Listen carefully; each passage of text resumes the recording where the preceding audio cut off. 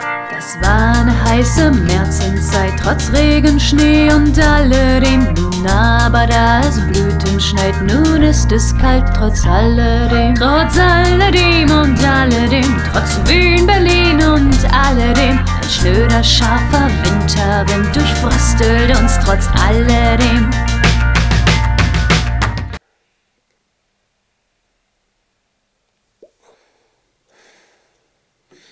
Ja, hallo zusammen.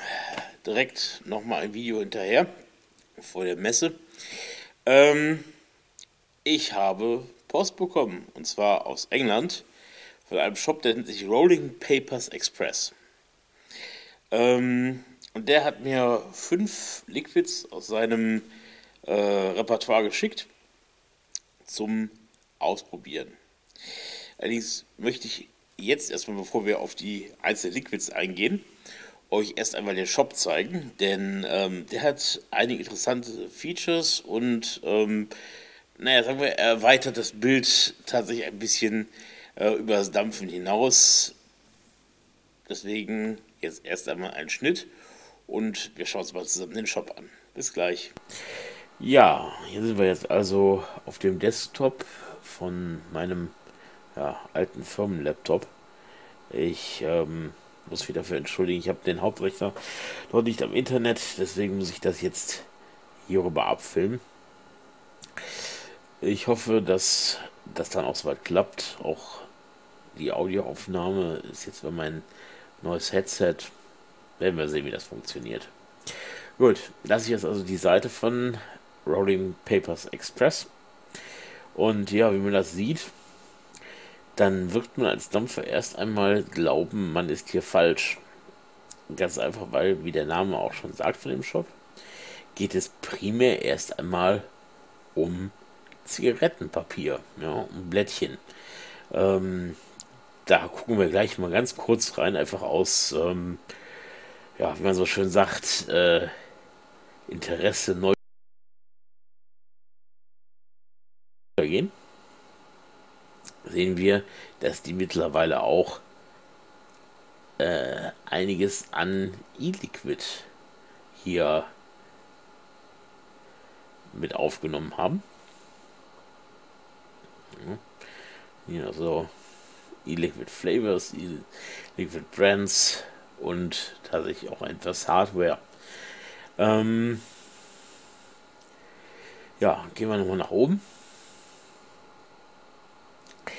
Wir können jetzt hier so gucken. Hier sind die Sachen, die uns jetzt weniger interessieren. Das hat alles mit Wettchen zu tun und sowas. Aber hier haben wir jetzt die E-Liquid Flavors. Ja, Dessert, Getränke, Blumen, Frucht, Gewürze und Kräuter, Mint und Menthol. Ein paar Aromen haben sie auch. Tabak und dann ja, Süßes und Knabberzeug oder so müsste man das, glaube ich, übersetzen. Sweets and Treats. Aber wir können auch hier direkt auf Brands, können auch hier über den Reiter gehen. Und wenn man hier jetzt sieht, wenn wir hier auf Brands gehen, haben die schon einiges an Liquid-Herstellern im Programm. Und zwar auch quer durch die Bank. Ja, also wir haben nicht nur Premium-Liquids, wie natürlich hier King's Crown oder Space Jam, Sub-Element. Ja, so sag ich mal die großen Namen. 12 Monkeys wäre auch noch, was hier haben wir auch Premium Liquid, Captain's Reserve. Ja, das sind alles, sag ich mal, Namen von Herstellern, die sich eher auf hochpreisige Liquids spezialisiert haben. Wir haben genauso gut auch Hang Seng hier vertreten. Ja, oder Vampire Vape, die sind auch, sag ich mal, preislich eher im Standardbereich eingegliedert. Wir hätten hier auch Liberty Flights. Ja, sind also ein breit gefächertes Spektrum. Ja, wir sehen hier auch wieder Suicide Bunny, die sind ja auch nicht gerade günstig. Ein breit gefächertes Angebot an Liquids. Wenn wir jetzt hier zum Beispiel bei Vampire Vape drauf gehen,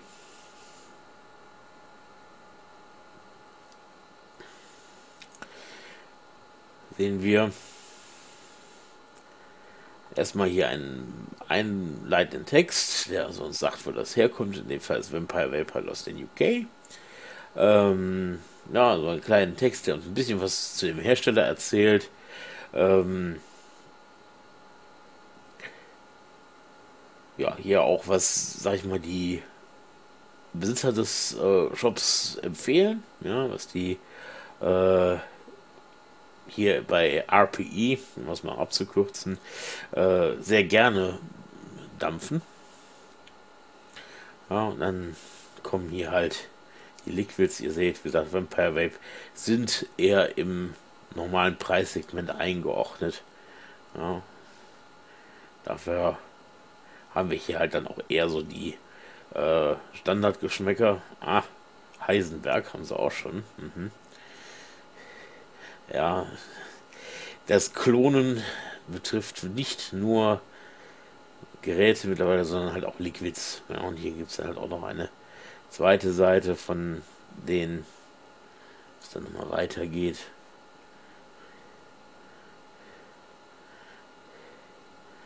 Ja.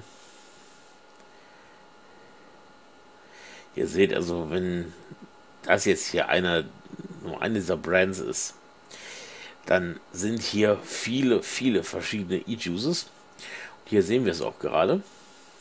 402 verschiedene Liquids bieten die hier an. Und ja, da drin kann man sehr lange stöbern, ohne vielleicht irgendwas zu finden. Aber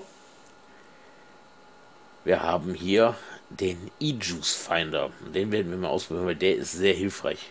Solche Shops sollte es eigentlich, sag ich mal, bei allen Shops irgendwas in der Richtung geben, die, sag ich mal, ein bisschen mehr als nur 2, 3 Liquid-Hersteller anbieten. Ja, wir sehen hier so, geht schon bis Seite 19. So, aber das Interessante ist hier die Seite. Hier können wir jetzt eingeben, was wir für Liquid haben wollen. Wir fangen mal an mit der Nikotinstärke. Ich stelle das jetzt einfach mal so ein bisschen nach meinem Gefühl ein. Ja, also jetzt einfach mal auf mich. Ich hätte gern irgendwas zwischen 0 und 2. 0 ist mir zu wenig.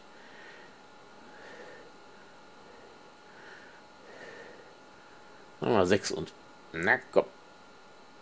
12 Milligramm. Anteil PGVG ist mir völlig egal. Price Range jetzt hier in Pfund angegeben. Sagen wir mal bis 30 Pfund. Für eine 15 ml. Das lassen wir mal raus. Ja, also hier lassen wir mal die Bottle Size erstmal weg. So, und hier haben wir jetzt die Flavor Groups.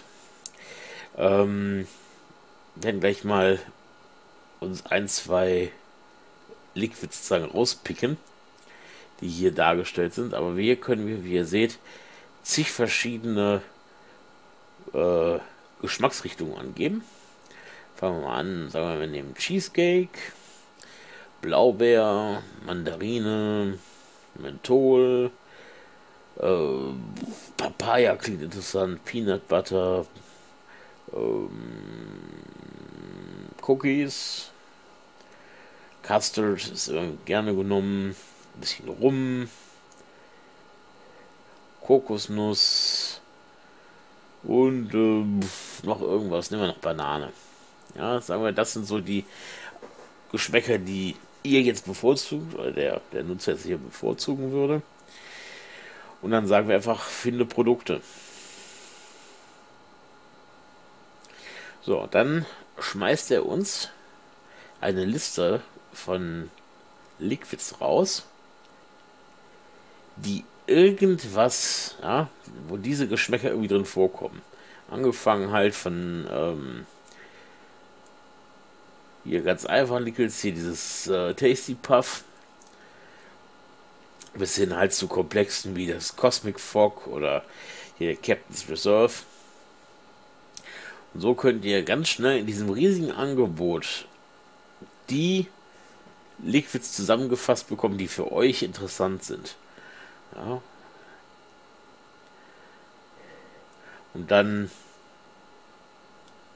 daraus die Liquids aussuchen, die ihr dann probieren möchtet. Ja, ihr seht, das ist, trotz dass ich nicht allzu viele Geschmäcker da oben jetzt ausgesucht habe, sondern wirklich nur eine Handvoll, immer noch weit gestreut, ja, zwischen Premium und normalpreisig bis hin, ja, also und sehr viele verschiedene Varianten. Ja. Hier ist jetzt leider einer out of stock, aber gut. Das muss ja nicht weiter kümmern. Jetzt möchte ich euch noch was bei dem Shop zeigen, was mir aufgefallen ist. Wenn wir jetzt hier mal so ein, ja, sagen wir mal etwas Premium-artiges Liquid anklicken, nehmen wir hier das 12 Monkeys. So. Das ist jetzt alles erstmal uninteressant. Hier sehen wir halt die Nikotinstärke, die es bekommen ist, der Preis und so weiter. So, und hier sehen wir dann so einen beschreibenden Text, der erstmal beschreibt, so was einen da erwartet. Ja, also sozusagen das Geschmackserlebnis versucht in Worte zu füllen, also zu bringen, sagen wir es mal so aus. Aber ganz schnell auf einen Punkt gebracht, finden wir hier was für uns interessant ist. Wir finden nämlich Dominant Flavors. Strawberry, Custard und Vanilla. Ja, also wir können mit einem Blick, ohne da oben diesen ganzen Text durchzulesen, hier schon mal sehen, was die dominanten Aromen in diesem Liquid sind. Ja, dann haben wir hier noch eine Beschreibung der Verpackung und der Nikotinstärke. Hier haben wir das nochmal zusammengefasst, auch als Links wieder, dass wir hier einzelne Geschmäcker oder Nikotinstärken oder was auch immer uns wieder heraussuchen können. Ja.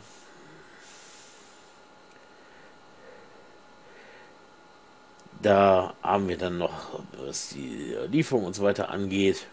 Hier unten sind noch ein paar Vorschläge, was wir sonst noch ausprobieren können. Hier sind halt die anderen 12 Monkeys in dem Fall aufgeführt. Ja, also ein sehr schönes Tool haben wir da, um das zu finden. Aber jetzt will ich euch zeigen, was mir besonders aufgefallen ist. Weil, ich sag mal, ein Premium Liquid wird ja häufig so ausführlich, sage ich mal, dargestellt. Jetzt nehme ich aber mal hier dieses Green Steam. Also es ist also eher ein günstiges Liquid.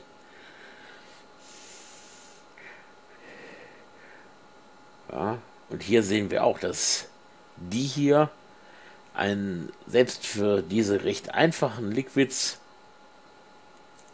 immer noch eine durchaus umfangreiche Beschreibung dazu gepackt haben. Hier sehen wir also auch in diesem Fall Blackberries und Blueberries und so weiter und so fort. Ja.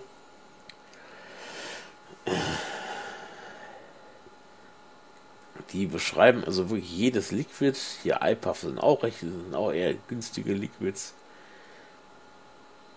Gehe ich da mal drauf. Ja, die sind sogar sehr günstig. 2,69, das ist ja schon wirklich ein Kampfpreis.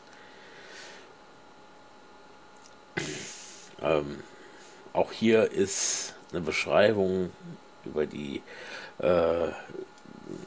Firma, die das herstellt. Ja, wir haben eine kurze Beschreibung über das Liquid, wobei natürlich man zu einem einzelnen, hier, das ist jetzt glaube ich Blackberry, ja, Blackberry, natürlich nicht viel an dem Aroma beschreiben kann, zumindest nicht so viel wie bei einem Premium Liquid, wo natürlich sehr viel mehr, ich sag mal, abgeht im Hintergrund. Ja, aber ich sag mal so, die ganzen Beschreibungen von den Liquids sind also mit viel Sorgfalt geschrieben. Ja, sehr viel mehr, als man sonst häufig in Shops sieht, die also eher, ja, das ist Blaubeer, das ist die Stärke und das war's. Ja, das finde ich also bemerkenswert in diesem Falle. So, wir haben noch eine Kategorie, wo es um Hardware geht. In dem Fall würde ich jetzt einfach mal auf Mods und APVs gehen.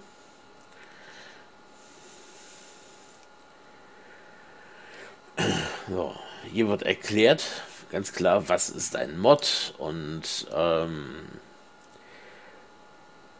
dass ja, sozusagen ein Anfänger sofort weiß, aha, darum geht es. Ja, das ist, das habe ich hier sozusagen als Kategorie jetzt ausgewählt. Auch wieder halt sehr schön geschrieben. Und hier kann man jetzt hier sehen, ja, was die so an Hardware haben. Und das ist solider Standard, würde ich das mal ausdrücken. Nichts Außergewöhnliches, das sieht man ganz klar, dass dieser Shop sich eher auf die Software, sprich das ist Liquid, konzentriert. Ja, aber ein bisschen Hardware haben sie. Zumindest was die klassische Dampfer-E-Zigarette angeht. Wir haben hier noch ein bisschen Krempel in Form von E-Shishas. Wem es gefällt, ja. Sind zum Glück in dem Fall auch nicht so teuer, aber gut, ist für uns als ernsthafte Dampfer jetzt eher uninteressant. Und was sie auch noch sehr viel haben, sind sogenannte Herbal Vaporizers. Herbal Vaporizers, sprich Kräuterverdampfer, sind erst einmal genau das, was der Name beschreibt. Es geht darum, irgendwelche Kräuter oder Pflanzenteile zu verdampfen. Von Leuten, wenn die zum Beispiel Haschisch konsumieren wollen oder Gras in dem Fall, und das sozusagen ohne das Rauchen machen zu wollen. Man kann sie aber genauso gut auch mit Tabak füttern oder Teesorten, Pfefferminz, ja, das geht mit denen. Man sieht also auch hier gewaltige Preisunterschiede. Ich jetzt hier oben nochmal sehe, für fast 300 Euro. Oder hier dann eher für so 40, 50 Euro. Da gibt es also auch eine gewaltige Preisspanne. Mit den Dingern kenne ich mich aber überhaupt nicht aus. Ich wollte sie nur mal zeigen. Vielleicht habt ihr ja noch irgendeinen Hardcore-Raucher oder sowas, der absolut nicht von Tabak lassen kann und will. Ja, der könnte es hiermit probieren. Zumindest wahrscheinlich eine bessere Variante als zu rauchen. Ja, weil einfach hier geringere Temperaturen am Start sind. Die könnten für den einen oder anderen interessant sein. Gut, das war soweit der Überblick über die Verdampfer- oder Dampferecke. Ich wollte euch nur einmal nochmal zeigen, was hier mit diesen Zigarettenpapieren geht, denn ich war mal richtig überrascht, wie viele Arten von Zigarettenblättchen es gibt. Ja, wenn das hier jetzt hier runter geht, ist das hier alles an, ja, das bekommt man ja so gar nicht mit als Dampfer vor allen Dingen. Und also ich kenne OCB, ja, das ist kein Problem, habe ich auch schon verwendet, aber ja gut, Gizeh ist auch noch, aber ihr seht also, das ist ein unglaublich großes Angebot und ich nehme mal an, auf kurz oder lang wird halt so auch bei den E-Liquids da entsprechend Nachschub kommen. Dieses 12 Monkeys, was wir da vorhin gesehen haben, das gab es nämlich vor knapp einer Woche noch nicht, als ich mir hier die Säfte zusammengestellt habe. Also es sind immer und immer und immer mehr Hersteller hier wahrscheinlich vertreten. Ich nehme an, das wird noch eine sehr große Sammlung werden. Bin gespannt, wie sich dieser Shop in der nächsten Zukunft noch entwickelt. Ja, also wie gesagt, besonders hervorheben möchte ich noch den Liquid Finder. Ist auch hier eine schöne Ecke New to Vaping, ja, die also dem Anfänger richtig schön nahe bringt, was ist Dampfen, ja, den Aufbau von der Dampfe, alles mit relativ wenigen Worten, vielen schönen Bildern. Ja, auch was bedeutet ein MAH, das Verhältnis von Milliliter zu Milligramm. Einfach so ein kurzer Abriss für den absoluten Neuling. Schön geschrieben.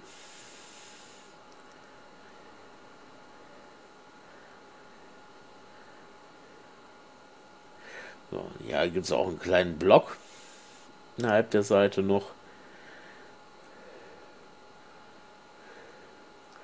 Der Rolling Paper Blog. Aber hier auch direkt Start Vaping to Stop Smoking. Nein, ich möchte jetzt gerade nicht den Newsletter abonnieren, danke. Ja, die also die Vorteile des Wechselns vom Dampfen vom Rauchen aufs Dampfen beschreiben. Hier haben wir noch Dampfer-Nachrichten. Ja, und dann geht es hier eigentlich mit dem Thema, was sonst hier in dem Blog hängt, nämlich hier geht es jetzt um aromatisierte Zigarettenpapier. Gut, aber hier haben wir direkt schon wieder die Studie da aus Spanien, dass Dampf weniger schädlich ist als das, was wir generell so ausatmen. Ja, das ist sozusagen menschliches Ausatmen. Kann man sich auch mal reingucken. Hier ist eine kleine Review. Ja, finden wir also als Dampfer vielleicht auch noch ein paar interessante Artikel drin. Kann man sicherlich hier und da mal verfolgen, wenn man dafür Zeit hat. Gut. Wie gesagt, ich hoffe, dass jetzt die Aufnahme geklappt hat. Und nachdem wir jetzt hier diesen Shop so schön durchgeguckt haben, denke ich, können wir dann wieder rüber wechseln und wir testen dann die Liquids. Und wenn ihr noch irgendwelche Fragen zum Shop habt, guckt entweder selber oder ihr könnt auch mich nochmal fragen, was ich so gesehen habe. Ja? In dem Sinne, bis zum nächsten Cut. Ciao. Ich habe darauf geachtet, dass ich nicht nur deren teuerste Marken nehme, sondern tatsächlich einmal quer durch. Ihr habt genau gesehen, da ist für so ziemlich jedem Geldbeutel was dabei. Und dementsprechend habe ich da auch von relativ günstig nach relativ teuer mir Dinge ausgesucht, einfach nach auch interessanten Geschmäckern. Und ich würde sagen, dann fangen wir einfach mal an mit dem günstigsten Liquid. Das ist dieses hier. Das vielleicht auch richtig umhalten. Torpedo Premium Vapor. Und das ist die Geschmacksrichtung Aqua, nennt sich das. Ihr seht erstmal sehr interessant, so eine dreieckige Fallschachtel. Also selbst für ein günstiges Liquid mit einem Preis von knapp 4 Euro. Interessant verpackt. Ja, wir haben auch hier eine schöne Tropferflasche. Das Glas, ihr seht, ich habe mich nicht gespoilert. Das Ding ist noch original verschweißt. Und ihr seht hier auch nochmal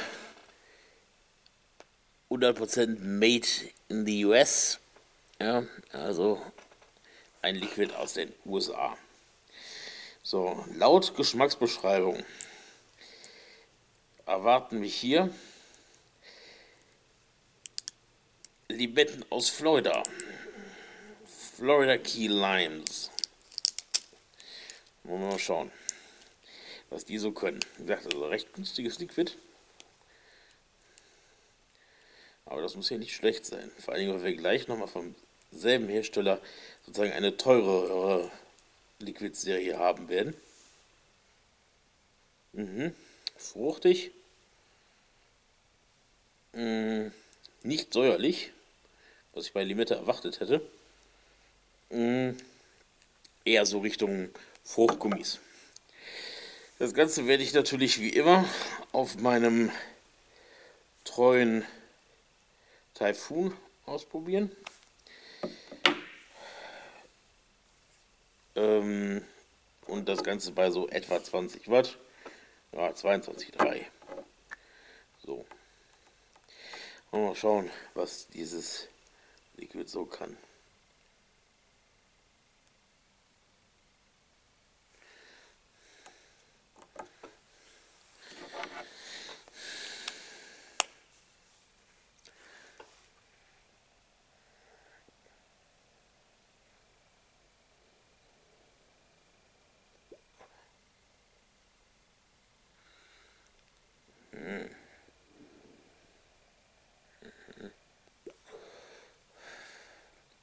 Interessant.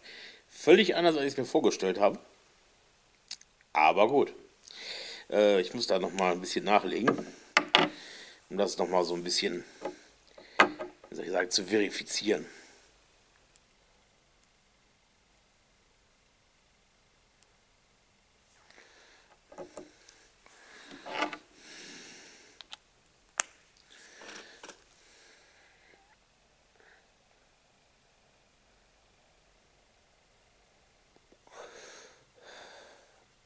Ja, jetzt weiß ich auch, was das sein soll.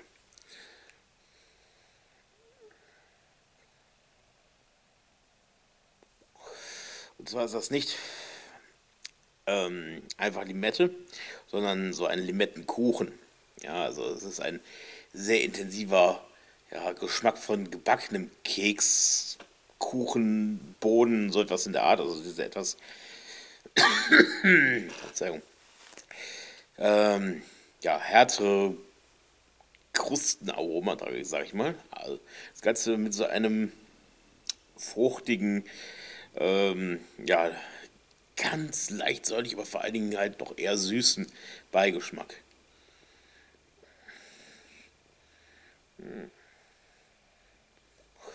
Doch ja, das ist gut. Mag ich. Doch, da hat schon mal das günstigste, was ich mir geholt habe,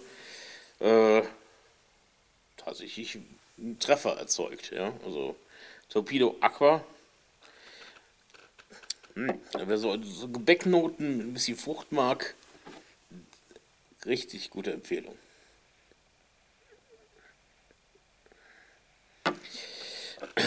Aber kommen wir zum nächsten.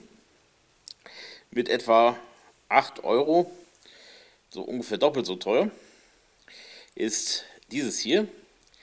Das ist kein Juice, das ist sozusagen Bio-Liquid. Ja, weil das ganze VGPG ist möglichst, es ist genpflanzenneutral hergestellt. Es ist nur VG drin. Aha, gut. Also es ist ohne Genpflanzen hergestellt. Es wurden keine Tiere getestet und so weiter und so fort. Also sozusagen das Öko-Liquid. Und hier teste ich diesmal Teacher's Pad. So heißt das Liquid. Ja, die Geschmacksrichtung. Geschrieben wird Apfel mit Karamell. So, ich musste jetzt mal einen kleinen Cut setzen, weil diese Schrumpfhülse war nicht perforiert. Ich habe es erst mit Gewalt abbekommen. Gut, dann wollen wir mal gucken, was dieses Liquid so kann. Jetzt mal wieder riechen.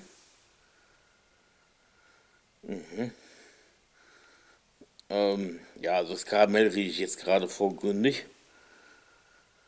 Aber auch Apfel, jetzt so beim zweiten. Riecht vielversprechend.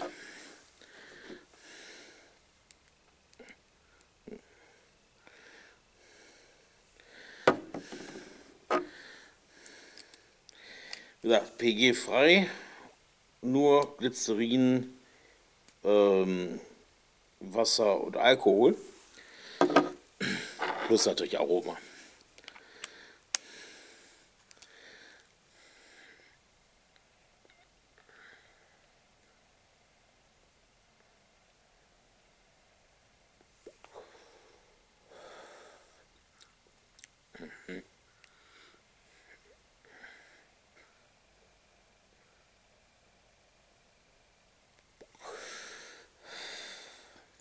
Also hier bekommen wir eindeutig ein sehr natürliches Apfelaroma. Ja, es schmeckt leicht säuerlich, fruchtig, überhaupt nicht künstlich. Und dazu eine ja, ganz feine, nicht aufdringliche, süße Note von Karamell.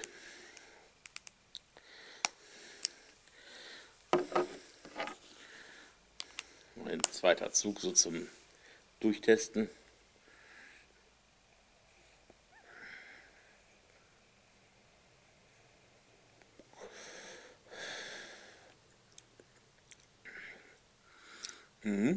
Also dieses säuerliche vom Apfel und fruchtige auch, das kommt sehr gut.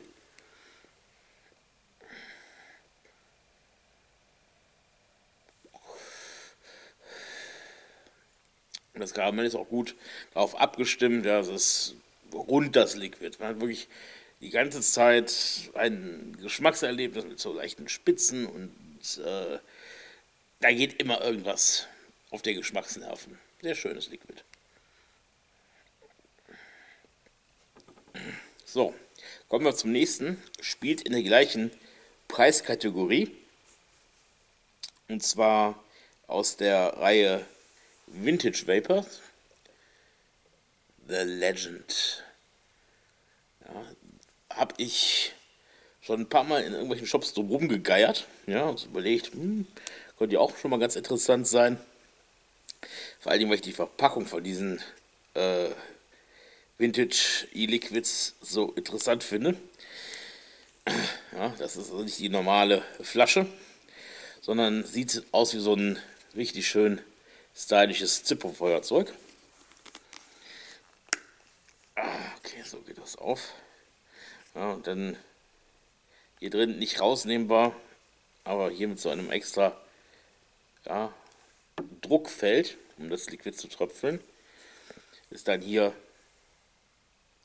das Liquid drin ist. Eine sehr interessante Verpackung. Hier oben drin seht ihr wahrscheinlich jetzt leider nicht bei dem Licht.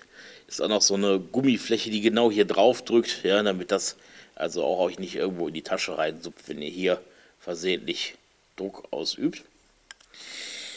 The Legend, da habe ich mich jetzt mal für ein, oder damit habe ich mich jetzt mal für ein Tabakaroma entschieden. Wir haben hier Tabak mit Karamell und Vanille vereint.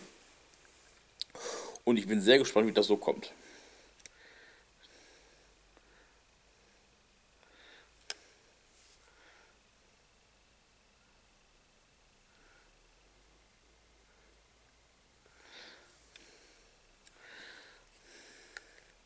So, wieder dazu.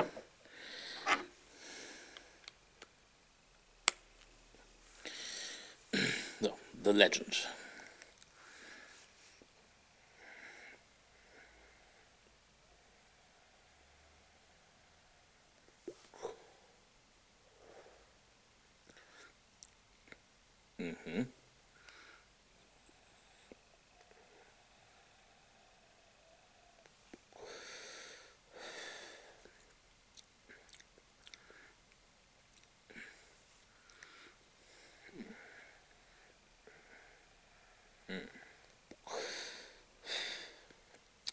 Da geht wieder jede Menge an ja, Spaß im Verdampfer und auf der Geschmacksnerven. Viele Leute fühlen sich ja direkt von dem Begriff Tabak bei Liquid abgeschreckt. Ist ja meistens immer so, dass dieses Tabak nur für ja, beim Umstieg häufig gedampft wird und viele sich dann eher davon wegbewegen und dann auch eigentlich nie wieder was von Tabak hören wollen. Das ist wieder mal ein Beispiel für ein richtig gutes Tabakliquid, das also auch alten Hasen wahrscheinlich sehr gut schmecken wird. Viel an Tabak merkt man erstmal nicht. Wir haben eine sehr rauchige Vanille, ähm, die dann in dieses Karamell übergeht und dabei auch so ein paar nussige Noten hervorhebt. Ja, dieses Rauchige, das bringt halt, ist wohl das, was den Tabak hier repräsentiert. Merkt man erst einmal recht wenig von. Ist also nicht wie diese, sag ich mal, immer heraufbeschworenen schlechten Tabakliquids, die also einfach nur dumpf und würzig, manchmal ein bisschen verbrannt schmecken. Nein, das hier ist also wirklich einfach nur eine würzige Unternote unter diese Vanille-Karamell. Ja, der Tabak ist sozusagen als Grundnote vorhanden und daraus entwachsen sozusagen die süßen Komponenten sehr schön.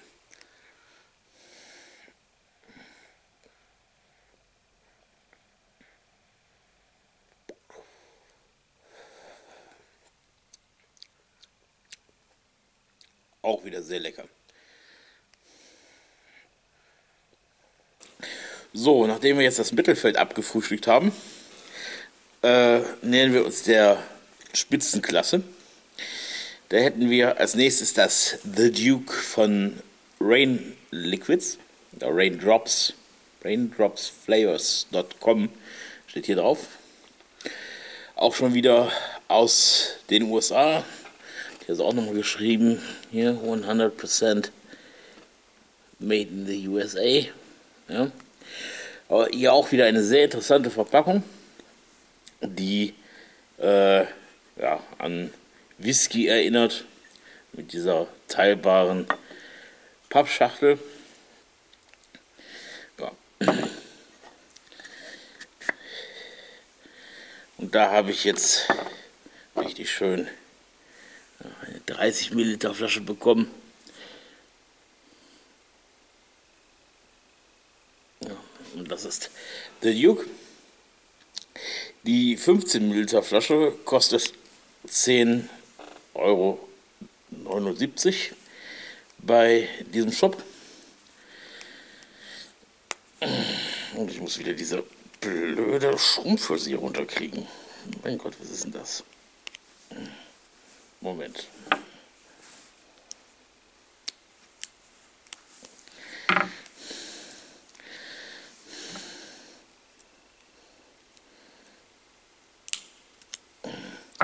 Bist du nicht willig, nutze ich einen Schraubendreher.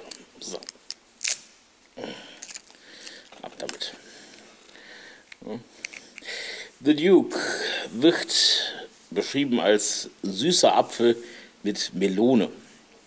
Ja, also wir sind hier nochmal etwas fruchtig unterwegs, bevor wir gleich nochmal ins ganz Süße abdriften. Oh ja.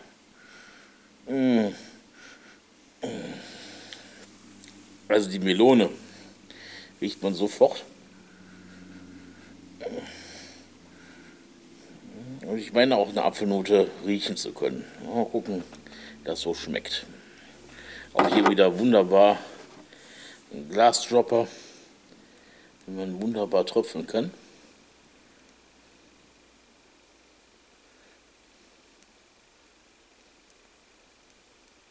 Das ist also jetzt die teure Marke von Raindrops. Bin mal gespannt, wie das so kommt. Vor allen Dingen, weil sie sich mit dem Aqua doch die Messlatte etwas hochgesetzt haben.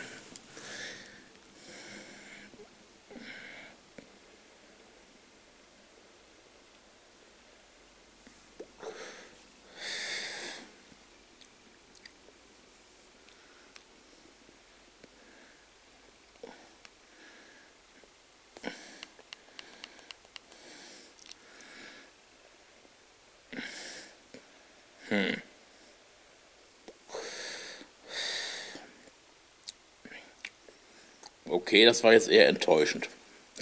Ich tue noch mal was auf die Wände. Vielleicht war die einfach noch ein bisschen trocken.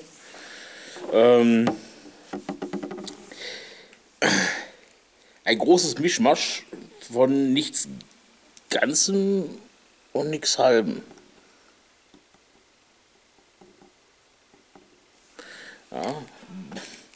irgendwie fruchtig, undefiniert.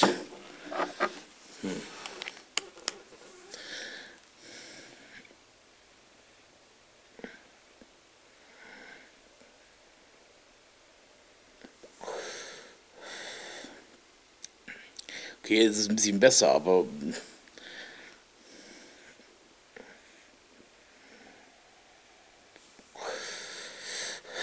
ja,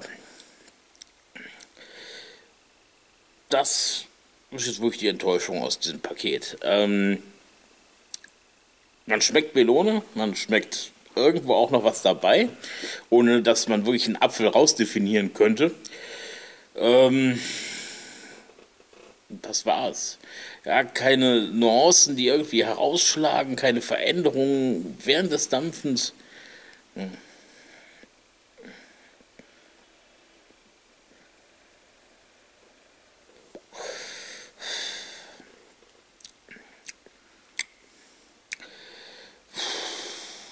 Ja, nicht schlecht, aber langweilig. Ja, also hätte auch einfach nur Melone sein können.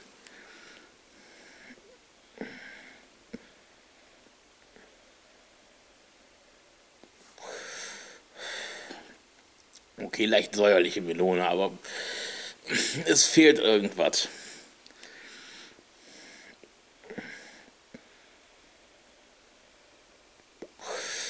Gut, da ändert sich nichts mehr.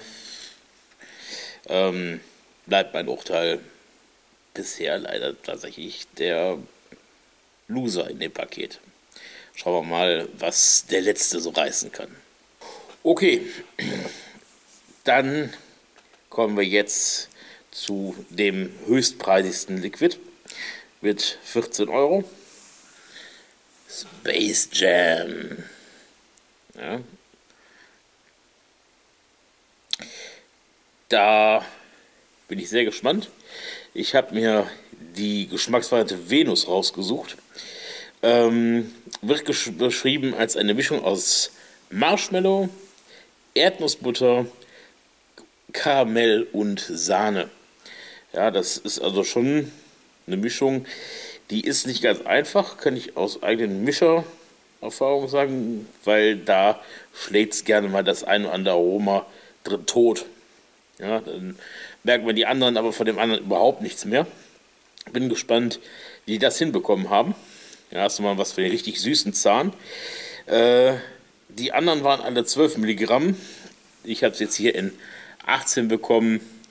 War wahrscheinlich der 12er gerade nicht zu bekommen. Ich habe aber gesagt, es ist schon okay, solange das Zeug irgendwie mindestens 6 Milligramm hat, können die mir schicken, was die wollen. Also jetzt Space Jam Venus. Erst einmal wieder die Geruchsprobe.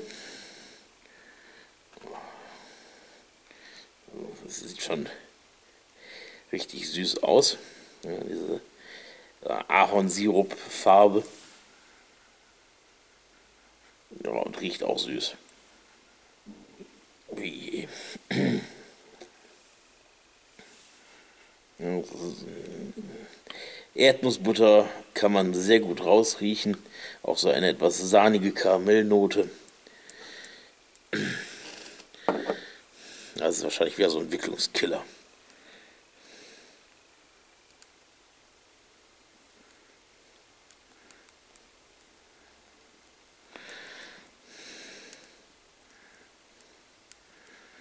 So.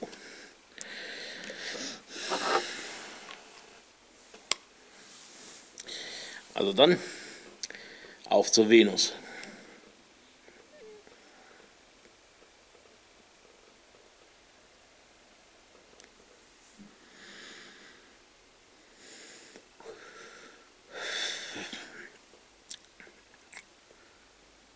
Geil.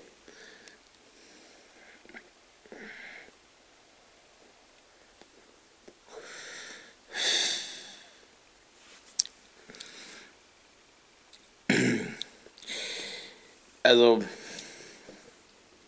oh ja. Dominant ist natürlich die Erdnussbutter. Ganz klar, weil das ist so ein Geschmack, der sich überall durchsetzt. Das Ganze abgerundet schön mit Karamell und hinterlegt, das kann man wirklich durch diese ganzen Aromen noch durchschmecken, diese Cremigkeit von Sahne, und ich nehme an, dass da halt auch sich der Marshmallow drin verbirgt ein bisschen. Marshmallows haben ja an sich, finde ich, kaum so richtig Eigengeschmack. Das ist einfach nur irgendwie so fluffig süß, sag ich mal.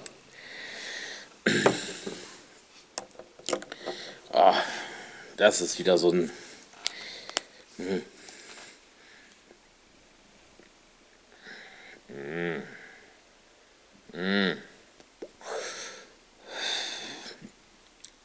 Das Nussaroma tanzt richtig in dieser sahnigen Unternote. Ich liebe sowas.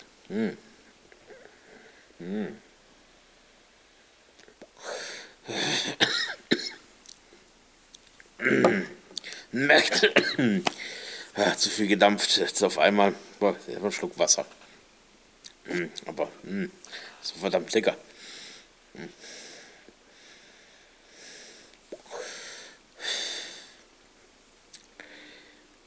Sehr lecker. Ja, nachdem ich jetzt dann auch mal meinen Rachen etwas befeuchtet habe, kommen wir zum Fazit. Eindeutig der Geschmackssieger für mich ist leider wieder das teuerste Liquid. Das ist der Space Jam. Richtig gute Kombination, richtig gut abgestimmt aufeinander. Das ist wieder mal so ein richtiges Liquid, was Premium-Qualität mit sich bringt. Dann allerdings kommt direkt das Aqua. Das richtig gut abgestimmte Krustennote, mit dieser Säuerlichkeit, die spielt da richtig schön rein. Gutes Liquid, vor allem für den Preis. Ja, also bei 4 Euro kann man sich nicht beschweren. Dann das Tabakliquid The Legend. Sehr schön mit dieser Vanille, die dann das Karamell übergeht, mit diesem Tabakunterton.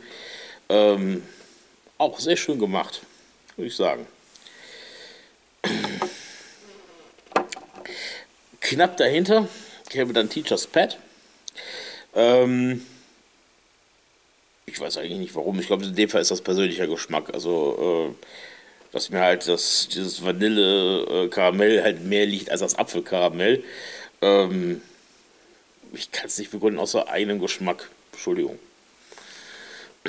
Und dann halt, ja, der Duke war nicht meins. Ja, es passiert zu wenig im Verlauf des Dampfens, was den Geschmack angeht. Es bleibt halt konstant irgendwie so ein Melonen-Mash-up. Wird sicherlich auch so ein Liebhaber haben. Wie gesagt, das ist alles nur mein persönlicher Geschmack. Mag auch in einem anderen Verdampfer wieder komplett anders schmecken. Euch komplett anders schmecken. Probiert euch durch. Ja, verlasst euch nicht auf meine Meinung. Könnt höchstens sagen, ja, Melone mag ich aber eigentlich ganz gerne. Dann ja, probiert ruhig den Duke. Ja. Wie immer alles ganz persönliches Empfinden. Keine Objektivität kann ich hier irgendwie geltend machen. Gut, dann war es das zu den Liquids. Den Shop habe ich euch ja auch schon vorgestellt. Ich finde es sehr interessant. Die haben halt wirklich in allen Preisklassen gute Liquids. Und sind auch mit Leidenschaft bei der Sache.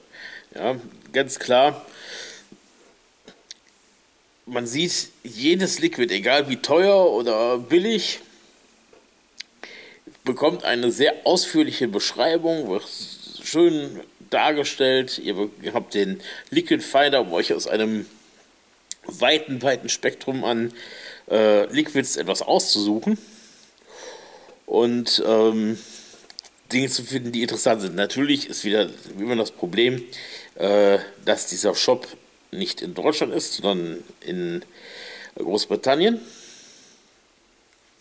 Und ihr da natürlich entsprechende Versandkosten drin haben werdet. Aber wenn ihr euch mal ein bisschen erweitern wollt, was euer Geschmackshorizont angeht, gerade was solche amerikanischen oder international produzierten Liquids angeht, werft da mal einen Blick rein. Lohnt sich. Ja, und wenn ihr mal dringend wegen irgendwas noch Blättchen braucht, da kriegt ihr bestimmt die richtigen. Ja, dann bleibt mir eigentlich nur, wie immer, mich bei Rolling Papers Express zu bedanken. Ja, dafür, dass ich testen durfte. Insbesondere bei Sophie für den sehr angenehmen und freundlichen Kontakt zu den Leuten. Und euch, wie immer, für die Aufmerksamkeit. In diesem Sinne, mit Space Jam, man sieht sich.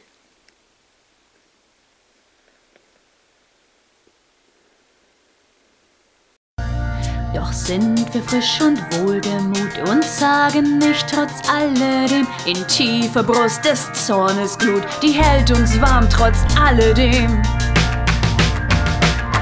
Trotz alledem und alledem, es gilt uns gleich trotz alledem, geschüttelt uns ein garstiger Wind, doch weiter nichts trotz alledem.